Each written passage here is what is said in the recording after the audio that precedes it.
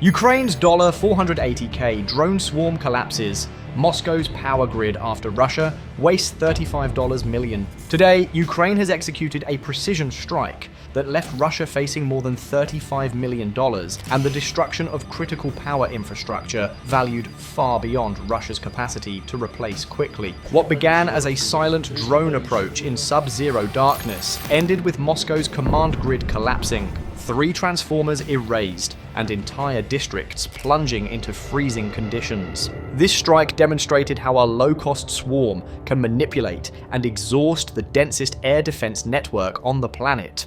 As the night unfolded, Ukraine forced Russia to fire at the sky. To understand how this operation unfolded, the story must begin from the first confirmed moment of action. At 3:15 a.m., the Chatura thermal power station was already collapsing into chaos. A 500 megawatt node, an aortic valve in the Kremlin's command grid feeding electricity to more than 20 million residents, was dissolving into molten debris. Lights flickered across the capital. Tens of thousands of households dropped into freezing darkness as temperatures hovered near zero. Yet the chain reaction that produced this blackout did not begin here. It began 28 minutes earlier, when Ukraine initiated a deep precision operation more than 70 miles outside Moscow. At 2:47 a.m., 30 Ukrainian and 196 Loboti drones were moving silently through the frozen night, flying at altitudes between 100 and 300 feet. They had traveled more than 200 miles from the Ukrainian border, maintaining an ultra-low radar profile by hugging the terrain. This flight profile allowed them to remain nearly invisible to Russian long-range surveillance radars that were scanning at higher altitudes for conventional cruise missile signatures. After 6 hours of terrain-following flight, the drones reached their final attack corridor. Inside a Ukrainian operations bunker, the objective had been clear the entire night. 3 step-up transformers, each weighing 10 tons and filled with 40,000 liters of flammable dielectric oil. Destroying a single transformer would limit power flow. Destroying all 3 would initiate a cascade overload, disrupting the Kremlin's command grid for at least 72 hours. While Russian leadership had earlier mocked diplomatic proposals on live television and launched missile attacks on Kyiv, the Ukrainian strike planners had been preparing this counter-operation in silence, aiming to exploit vulnerabilities in the Russian grid. However, any approach to Moscow required passing through the densest concentration of Russian air defenses anywhere in the country. Rings of Pantsir S-1 guns, Tor M2 interceptors, and S-400 batteries created a multi-layered shield. Russian commanders were confident. They expected incoming threats to appear at typical cruise altitudes. What they did not anticipate was that the Ukrainian strike package would split and manipulate their sensors from vastly different elevation bands. As the drones approached the outskirts of the Chatura Valley, the first wave initiated its diversion plan. The final 10 drones in the upper group received an encoded command. At 3:13 a.m., they rose sharply from treetop altitude and climbed to 12,000 feet, exposing themselves directly to Russian radar. This maneuver uncovered them instantly on the S-400's 92 N6E gravestone radar, which was designed to track up to 100 airborne objects at once. To the Russian operator, the drones appeared as slow-moving hostile vectors. Without recognizing them as decoys, he ordered an immediate fire-for-effect engagement. The S-400 battery fired 448 N6DM long-range missiles, each capable of reaching speeds exceeding Mach 6, more than 4,000 miles per hour. These missiles were designed to intercept fighter jets and ballistic targets, not small fiberglass drones cruising at barely 90 knots. Yet the drones did not evade. They continued their steady climb, presenting themselves as perfect targets. Within 9 seconds, the lead missile detonated its high-explosive warhead,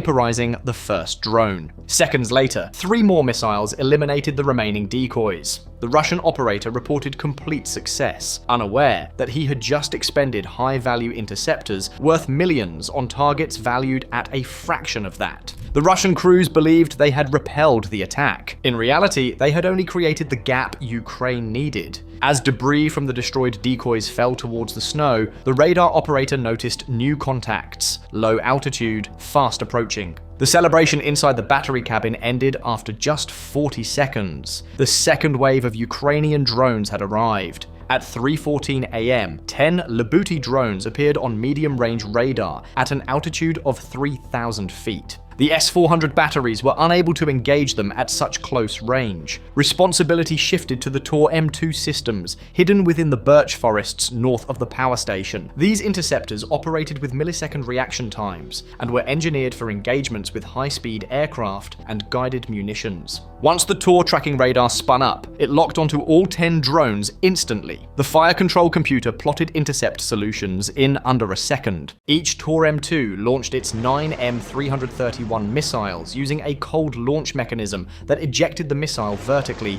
before its rocket motor ignited. 7 drones were destroyed within seconds of launch.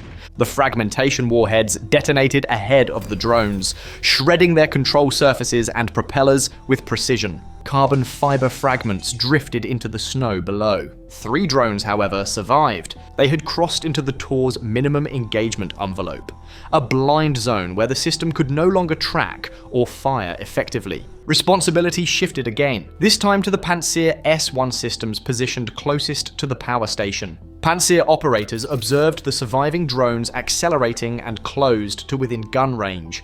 They switched from missiles to their twin 30mm autocannons. A stream of high explosive incendiary rounds cut down the drones one by one. The valley fell silent again. Snow and soot mixed on the ground as Russian operators reported all targets destroyed. The Russian commander radioed to the Kremlin grid that the attack had been repelled. He announced a 3-minute window to reload. He did not realize that those 3 minutes represented the exact gap Ukraine had planned for, the moment when Russia's layered defenses were either expended, reloading, or incapable of engaging new threats. While the Russian crews focused on the sky, the final Ukrainian strike package executed its decisive maneuver. From 20 feet above the snow, hidden from all long-range radar, the remaining drones surged upward to 800 feet. They did not attempt to attack directly. Instead, they released their payloads.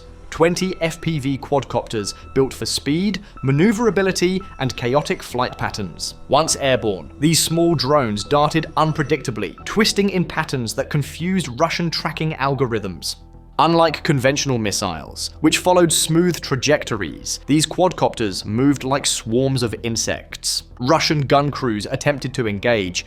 Pantsir guns roared, sending tracer rounds across the valley, but the quadcopters' erratic movements made consistent hits almost impossible. Several quadcopters did fall to volume fire, but the purpose of this third wave was not to strike the transformers directly.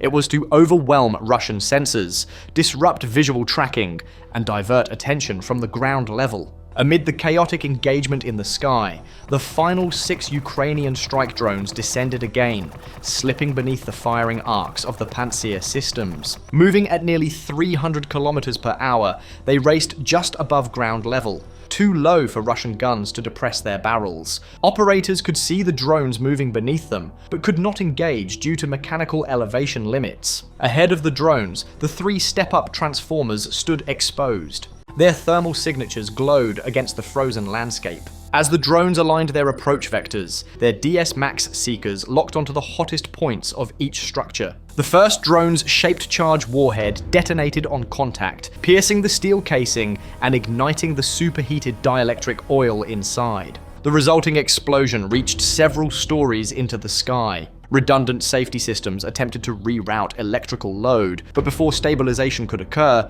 the second drone struck the secondary transformer. Its explosion shredded control cabling and triggered further overloads. The third drone was damaged by stray gunfire, but more strike drones followed, impacting the final transformer nearly simultaneously. The combined detonation removed the final unit from operation in a single blast. Control boards across Moscow began shutting down. The grid frequency plummeted. Automated safeguards at distant stations cut offline to protect their turbines. Lights across the capital flickered and then failed. In the freezing suburbs, 33,000 households lost heat instantly. Electric systems fell silent. Logistics trains halted on unpowered tracks. Communications nodes went dark. The Kremlin's command network fragmented. Back at the Chatura Valley, the Russian commander stepped outside his cabin. The valley behind him was engulfed in a fire visible from orbit. His missile racks were empty. His interceptors had exhausted themselves on decoys, FPVs, and low-cost drones. In 10 minutes, Russia expended more than $35 million on interceptors and eliminated only a fraction of Ukraine's low-cost drones. The Ukrainian strike package, costing roughly $480,000, had destroyed 3 custom high-voltage transformers that typically require around 18 months to build in specialized facilities. The battlefield cost imbalance was clear. As the sun rose over a frozen Moscow, backup generators struggled to restore even basic services. The command grid remained fractured, heating systems stalled, and the Kremlin faced a winter that had suddenly grown darker and colder. Ukraine had achieved its objective without matching Russia missile for missile. Instead, it manipulated Russian defenses, forced disproportionate expenditure, and struck where the cost of replacement was highest. The outstanding question is how long Russia can sustain losses of this magnitude before its air defenses and power infrastructure weaken further.